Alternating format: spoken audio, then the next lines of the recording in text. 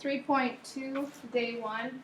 Today we're going to focus on logarithmic functions and their properties and being able to reduce in logarithms and solve some logarithms. And then tomorrow we'll wrap around where we graph the logarithms.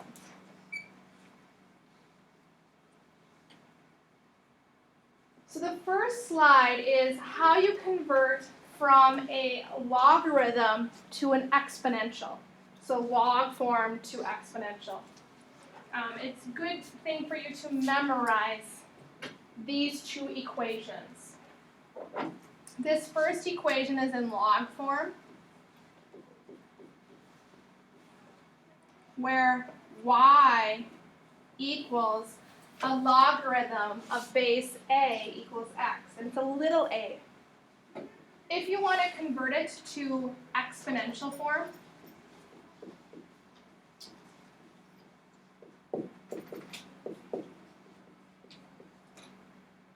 then you would say the base is a to the y equals x. I tend to write it like this.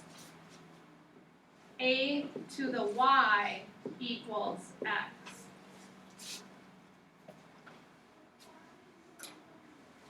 So you can choose which form you like. I like this way better.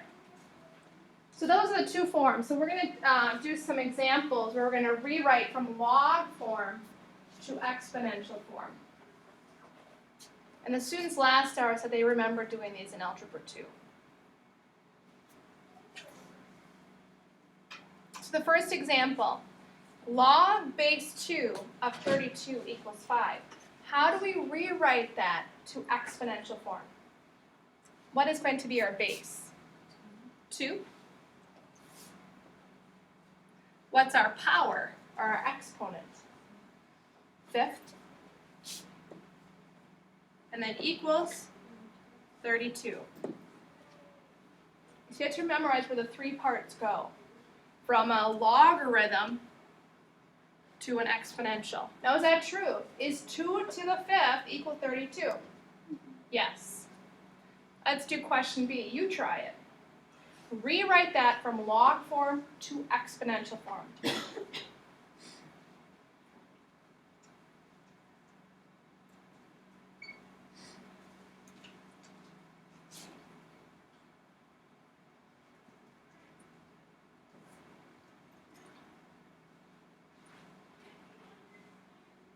What'd you get? 3 to the 0 equals 1. Is that true?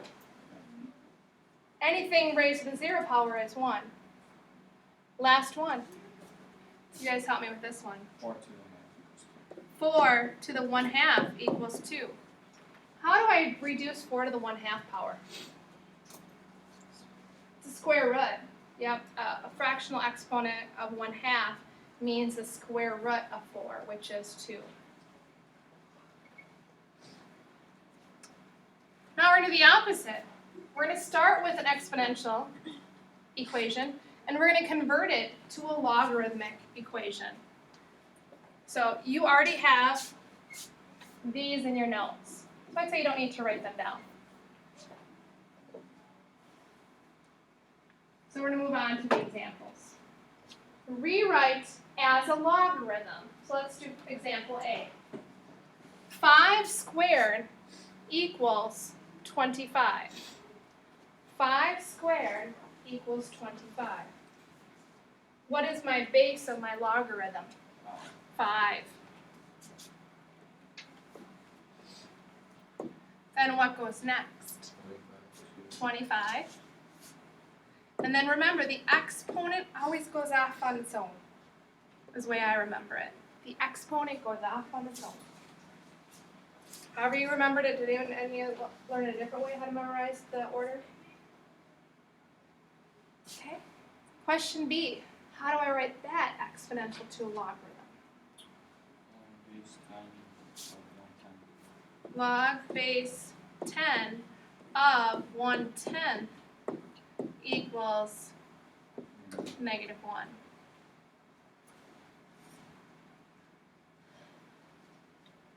Logarithms and exponentials are inverses of each other, and we're going to get more into that as we move through the chapter.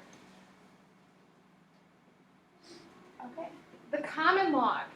Common log is referred to logarithms that are base 10. This is one of the two that you can use with a calculator, graphing or scientific. So, if you could pull out your calculators, we're going to do these together.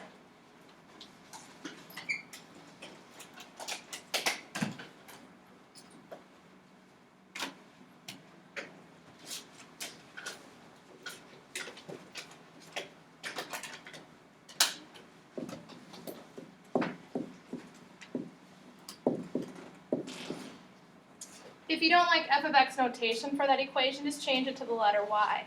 Let's convert that to an exponential. How would it look as an exponential?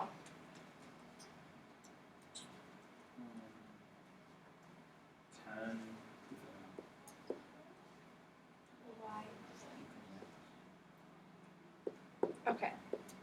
So if we go down there and we evaluate the function for the first part, 10, if we say 10 to what power equals x?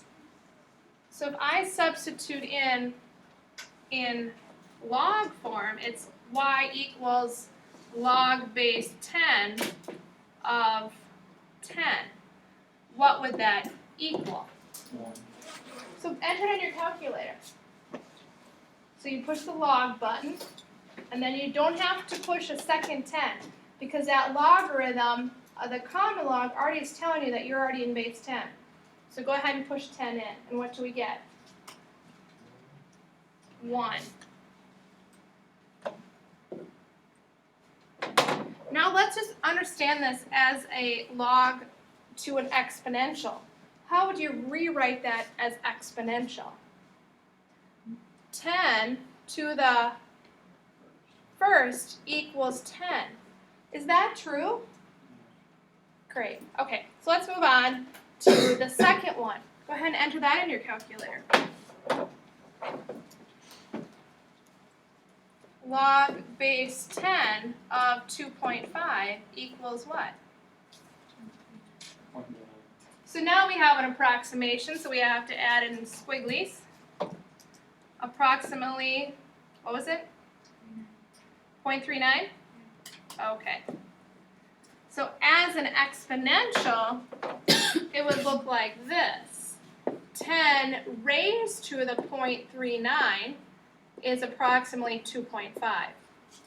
So if you wanted to check your answer, you could if you wanted to. You'd enter that green in the calculator and you should get about 2.5. Last one.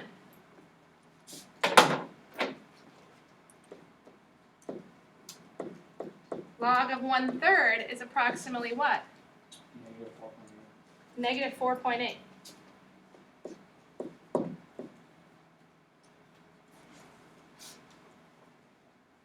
And then I'll just rewrite it in an exponential form again. So understand that this logarithm of base 1/3 or base 10 can also be written like this.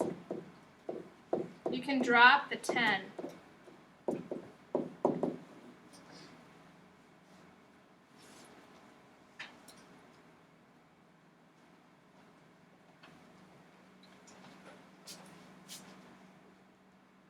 Okay, here are some very important properties for you to know and be able to use.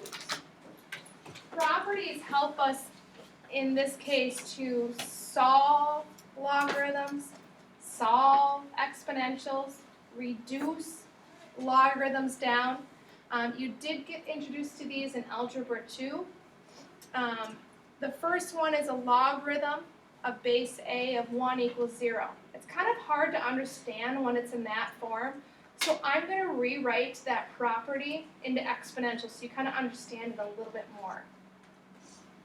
So I'll just write it over here.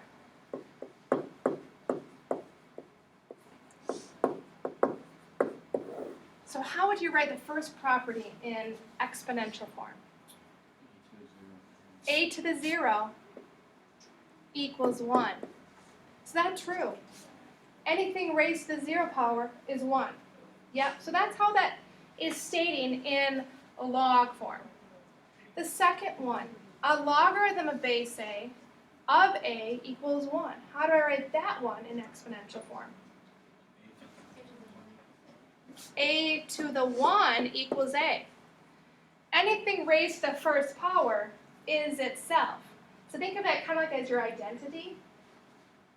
A property in Algebra 1 when we introduce identities.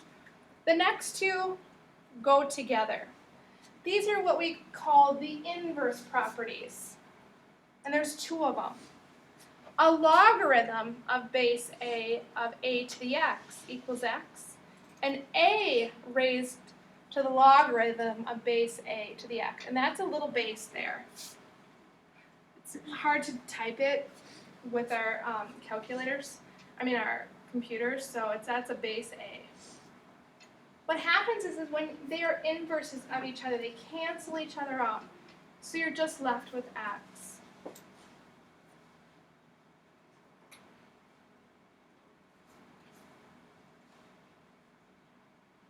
And the last one is called the one-to-one property. If I have two logarithms with an equation, as an equation so they're equal, if their bases are the same, so if I have a base 5 and a base 5, then x and y equal each other. And that's called the one-to-one property. Go ahead and finish writing those down, and then we'll use those properties on the next couple slides.